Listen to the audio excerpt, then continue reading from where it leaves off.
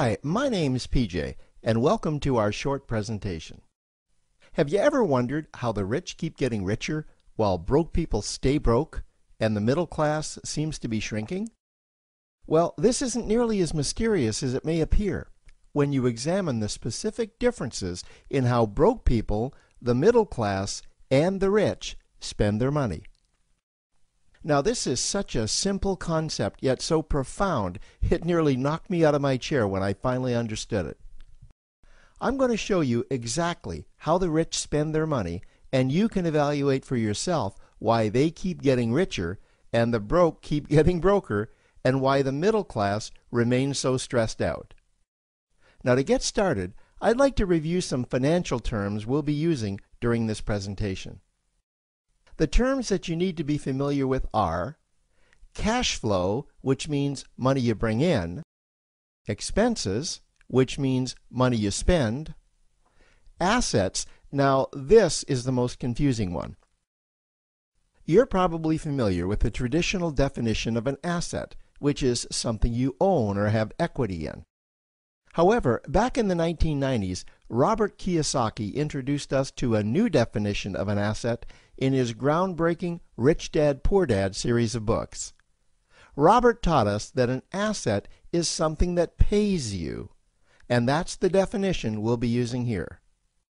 Liabilities is the last term, and it's defined as things that cost you money.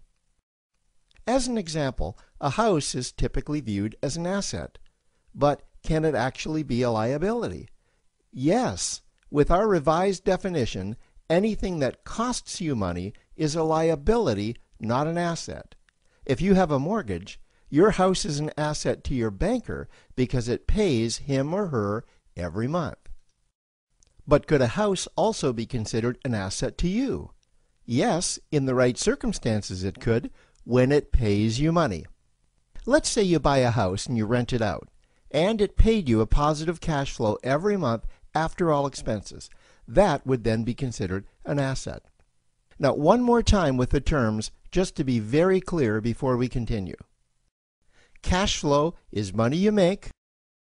Expenses, that's money you spend. An asset pays you, and a liability costs you. Now let's take a look at how broke people spend their money. Now, when I say broke people, I'm not referring to the destitute. I'm speaking about that large portion of our society that lives from paycheck to paycheck and who never seem to have any money. In fact, most times there's more month left at the end of their money, and I'm sure many of you can relate to that group. On payday, broke people buy what I'm going to call stuff. Well, what's stuff? Well, that's inexpensive things that people buy that they don't really need to survive. You go into someone's house and you can't find any counter or tabletop space in the whole house because of all the stuff on it. Their house and their cars are full and cluttered with stuff. Well, where do they get all this stuff? They buy it at the flea market, at the garage sale, at the dollar store, at the craft show. So cash flow comes in and then it goes straight out the expense column to buy stuff. You see, broke people never really educate themselves on assets and liabilities. They justify buying all of this stuff by claiming that it costs so little. But over the years, it's all they ever have. The problem is their cash flow never produced or created more cash flow. Now, please understand, I'm not undermining or taking any shots at this or any group. I just see a lot of financial difficulty out there, and it really doesn't need to be that way. Creating wealth isn't a mystery, it's a formula. The only reason someone doesn't create wealth is because they either don't know the formula or they don't apply the formula. Now let's take a look at the middle class. The middle class is the group that society mistakenly thinks are rich. They're not. Yes, they typically earn a six-figure income, and many of them appear rich, but it's what they buy with their money that keeps them prisoners of the middle class. What they typically buy are liabilities. Remember the definition of a liability? Things that cost you. By buying liabilities, the money gets pushed up and out their expense column. Liabilities are items like cars, boats, houses, airplanes, credit card debt.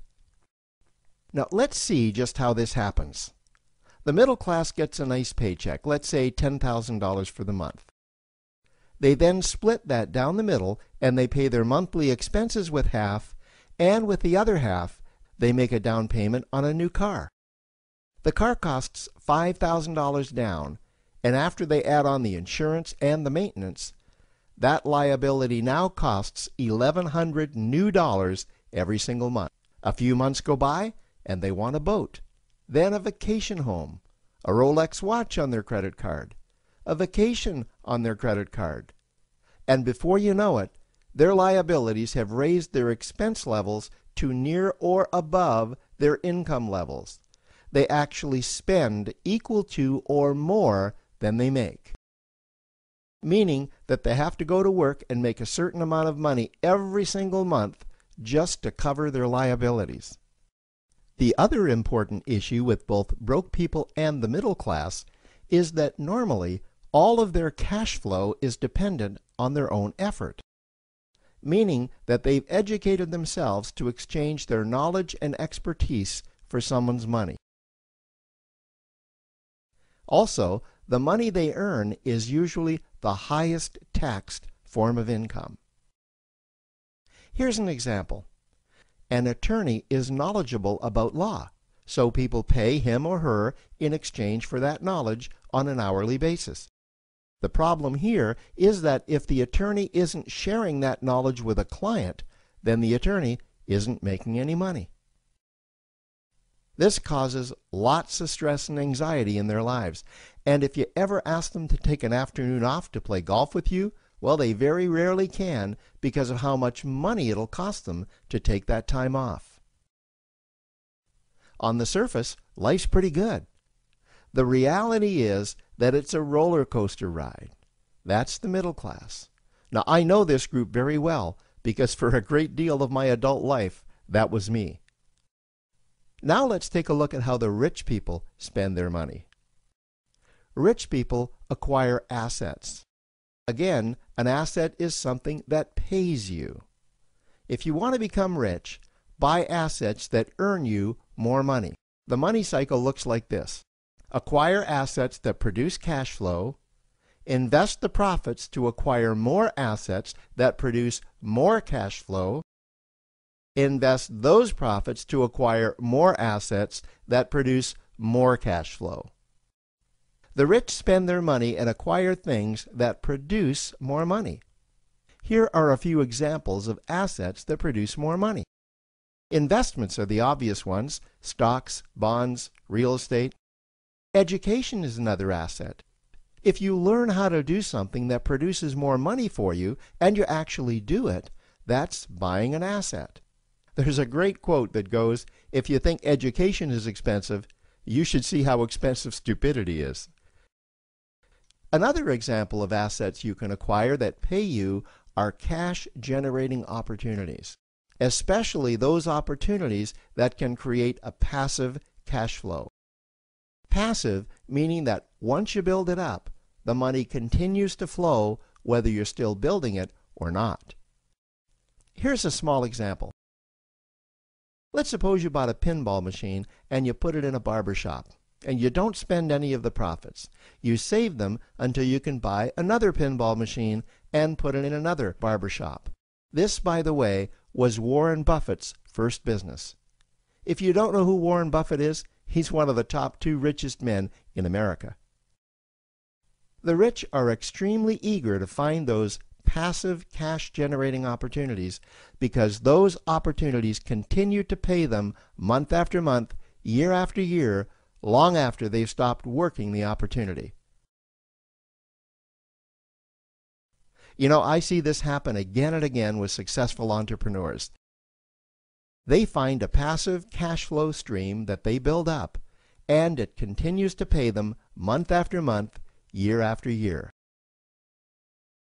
They then take those profits and multiply them in another passive cash-generating opportunity, and then again in another.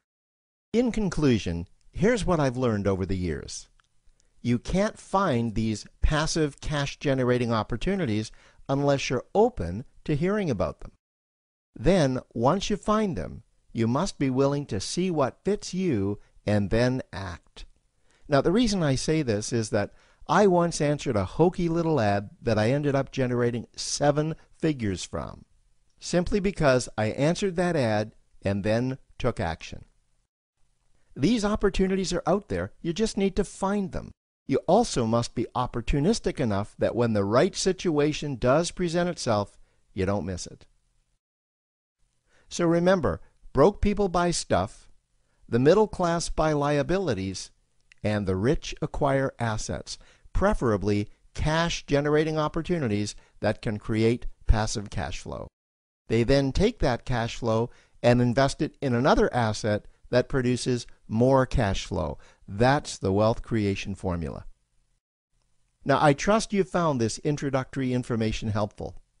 Now, to learn about one of the greatest cash-generating machines on the planet, click on the link below to proceed to step 2.